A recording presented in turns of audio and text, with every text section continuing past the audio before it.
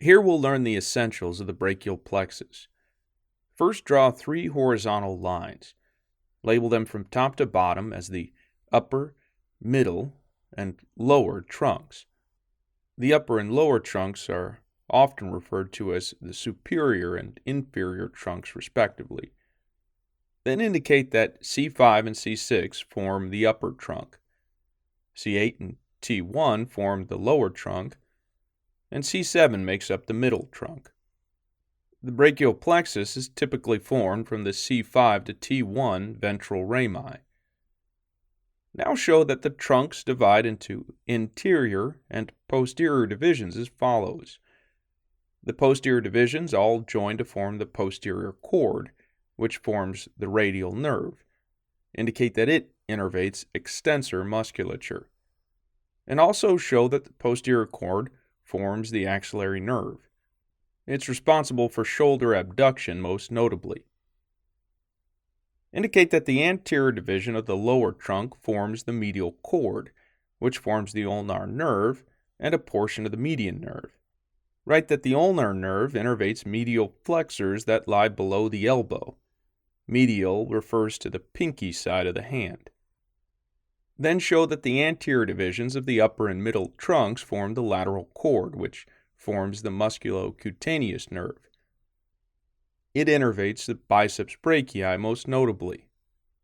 Now indicate that branches from the lateral and medial cords join to form the median nerve. Indicate that it innervates lateral flexors that lie below the elbow. Lateral refers to the thumb side of the hand. With this key innervation in place, let's switch to an anatomical diagram so we can understand the general position of the plexus and these terminal nerves within the neck and upper extremity. Draw the most posterior structures first, the scapula, then the posterior aspect of the first rib, then the vertebral bodies of levels C4, C5, C6, C7, and T1. Show that the C5, C6, and C7 nerve roots lie above their corresponding vertebrae. And then because there isn't a C8 vertebra, that nerve root lies above T1, so the T1 nerve root has to lie below its vertebra. Next, draw the humerus laterally, the clavicle superiorly. We cut away the medial portion of the clavicle so we can see the plexus below it. Typically, the divisions lie beneath the clavicle. Then the sternum medially. Also include the coracobrachialis muscle in the supromedial shoulder. It's an important landmark. Now let's draw the brachial plexus components we've shown so far in our innervation diagram. The upper trunk from C5 and C6, which forms the musculocutaneous nerve, which extends out laterally and penetrates the coracobrachialis muscle to ultimately run underneath the biceps brachii, which it innervates. Show that C7 forms the middle trunk. Its anterior division joins the lateral cord. Show that C8 and T1 form the lower trunk, which runs down the medial aspect of the arm and ultimately becomes the ulnar nerve. Now indicate Erb's point, where C5 and C6 come together. Indicate that Erb's palsy, which is also known as Erb-Duchenne palsy, is an upper trunk plexopathy, and then that Klumpke's palsy is a lower trunk plexopathy. They occur from trauma, such as birth trauma, which more commonly causes an Erb's palsy rather than a Klumpke's palsy. Indicate that Erb's palsy produces a waiter's tip deficit, which pictorializes the arm being at the side and pronated, the hands ready to receive the tip. Klumpke's palsy produces claw hand, wherein the metacarpal phalangeal joints extend and the proximal interphalangeal joints flex like a claw. It affects both ulnar and distal median nerve musculature, so all fingers are affected. Then show that the posterior cord forms from posterior divisions of all 3 trunks and extends laterally and posteriorly to form the radial nerve. Indicate that the radial nerve runs within the spiral groove on the posterior aspect of the humerus. It wraps back around anteriorly in the distal humerus. Then show that the axillary nerve exits the axilla posteriorly through the quadrilateral space to wrap around the humerus and innervate the deltoid.